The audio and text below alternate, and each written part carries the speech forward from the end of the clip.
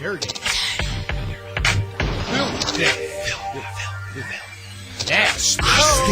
Nasty. Too dirty to clean my act up. If you ain't dirty, you ain't here to party.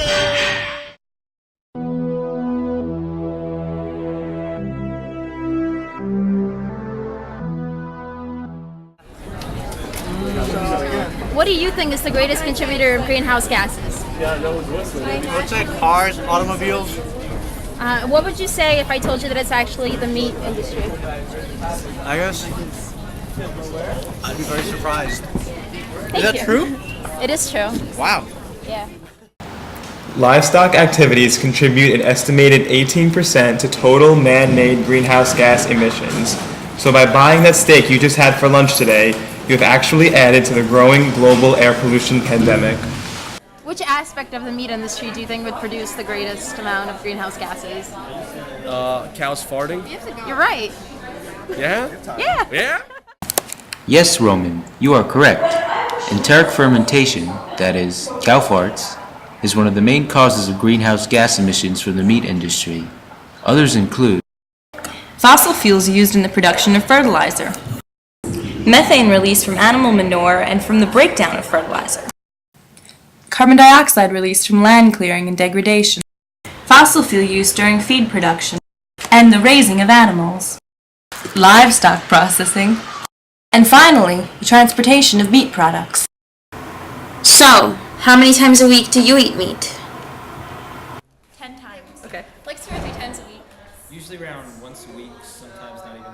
About 12 times a week. Like 2 or 3 times.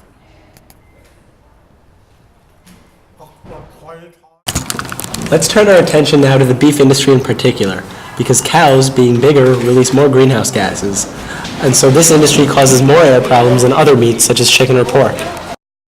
The production of 1 kilogram of beef emits approximately 36.4 kilograms of carbon dioxide. Converting this to the kilogram amount of meat the average American consumes results in an emission of approximately 1,037 kilograms of carbon dioxide per beef eater per year.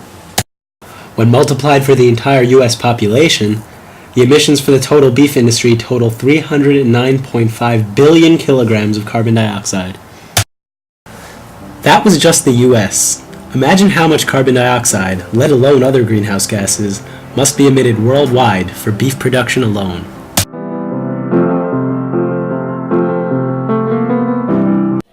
This is Evelyn Becker. About how many times a week would you say you eat meat? 4 times. And chicken? 3 times. Okay. And what do you think of when you think of air pollution? Well, all the cars and the trucks, factories. Would it surprise you that the meat industry is actually responsible for a lot of air pollution that we have today? Yes, I guess so. Each year, over 28 million gallons of gasoline go into transporting meat into New York City. This can be broken down into 3.4 gallons of gasoline per New Yorker per year. Despite this massive amount of fuel consumption, it accounts for a relatively small part of the greenhouse gas emissions produced by the total meat industry in the U.S. According to Livestock's Long Shadow, CO2 emissions from transport of livestock products may exceed 0.8 million tons per year, while on-farm fossil fuel use may emit 90 million tons CO2 per year. So, while most people believe transportation and factories to create the greatest amount of air pollution problems, a huge amount of these environmental issues are actually caused by feedlots known as CAFOs. Transportation, while still harmful to the environment, is not quite as detrimental to the air as other lesser-known factors. the main effect of greenhouse gas emissions is global climate change, which can lead to increased temperatures, habitat destruction, loss of biodiversity, rise in sea level, and a number of unknowable consequences.